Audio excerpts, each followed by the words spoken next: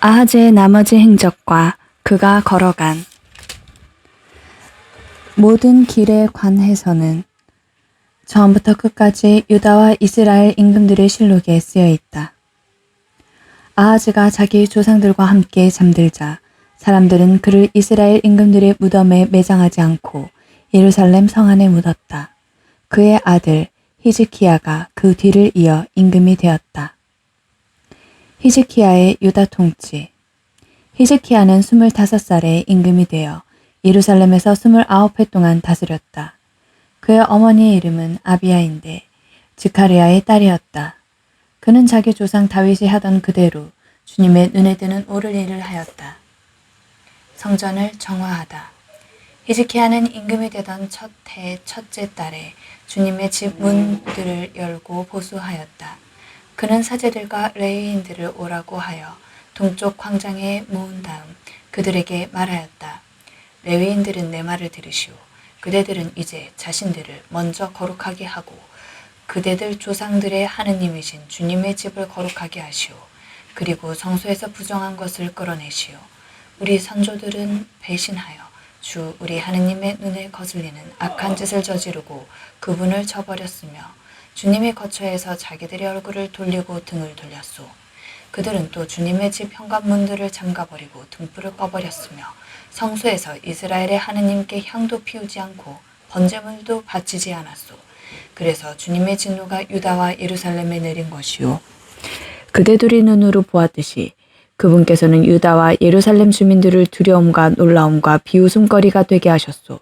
우리 조상들이 칼에 맞아 쓰러지고 우리 아들, 딸들과 아내들이 잡혀간 것은 바로 그 때문이요. 이제 나는 주 이스라엘의 하느님께서 당신의 타오르는 분노를 우리에게서 거두시기를 바라며 그분과 계약을 맺기로 결심하였소. 이제 내 아들들이여 게으름을 피우지 마시오. 그대들이 당신 앞에 서서 시종 들도록 이렇게 당신의 시종이 되어 당신께 향을 피우도록 주님께서 그대들을 선택하셨기 때문이요. 그러자 레위인들이 나섰는데 그앗의 자손에서는 야마사이의 아들 마핫과 아자리아의 아들 요엘이, 무라리의 자손에서는 압디의 아들 키스와 여할렐엘의 아들 아자리아가, 게르손인들 가운데에서는 짐마의 아들 요아와 요아의 아들 에덴이, 엘리차판의 자손에서는 시므리아와 여이엘이, 아삽의 자손에서는 즈카리아와 마타냐가, 헤만의 자손에서는 여이엘과 시므이가, 그리고 여두툰의 자손에서는 스마야와 우치엘이 나섰다. 그들은 형제들을 모아 자신들을 거룩하게 한 다음 임금의 명령에 따라 주님의 집에 들어가 주님의 말씀대로 그곳을 정화하였다. 사제들은 주님의 집을 정화하려고 그 안으로 들어갔다. 그들이 주님의 성전 안에서 부정한 것을 발견하는 대로 모두 주님의 집들로 끌어내면 레위인들이 그것들을 가져다가 기드론 골짜기에 내다 버렸다. 그들은 거룩하게 하는 일을 첫째 달 초 하룻날에 시작하여 그 달 초 여드렛 날에 주님의 집 현관에 이르렀다. 그리고 다시 여드렛 동안 주님의 집을 거룩하게 하고 첫째 달 16셋 날에 일을 마쳤다. 그러고 나서 그들은 히즈키야 임금에게 들어가서 말하였다. 저희가 주님의 집을 모두 정화하였습니다. 번제 제단과 거기에 딸린 모든 기물, 빵을 차려놓은 제사상과 거기에 딸린 모든 기물도 정화하였습니다.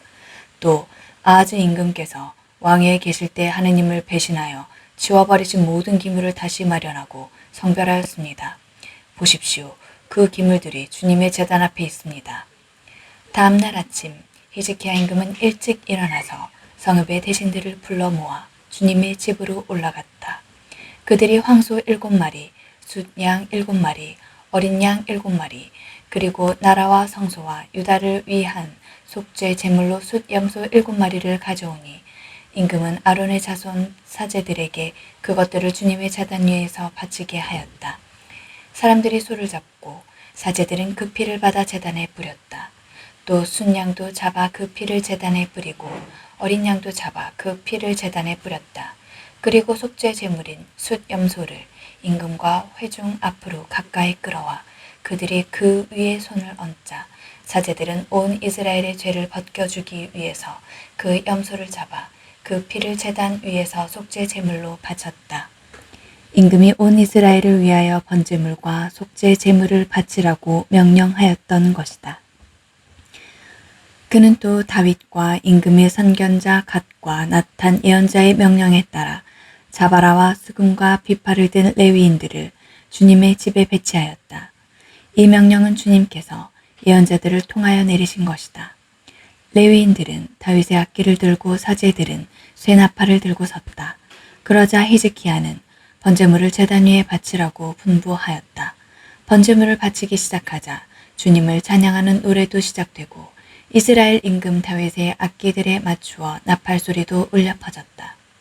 온 회중은 경배를 드리고 성가대는 노래를 부르고 나팔소들은 나팔을 불었다. 번제물을 다 바칠 때까지 모두 이렇게 하였다. 번제물을 다 바치고 나서 임금과 그와 함께 있던 모든 사람이 엎드려 경배하였다. 그런 다음에 히즈키야 임금과 대신들이 레위인들에게 다윗과 아삽 선견자가 지은 노랫말로 주님을 찬양하라고 이르니 레위인들은 몹시 기뻐하며 찬양하고 무릎 꿇어 경배하였다.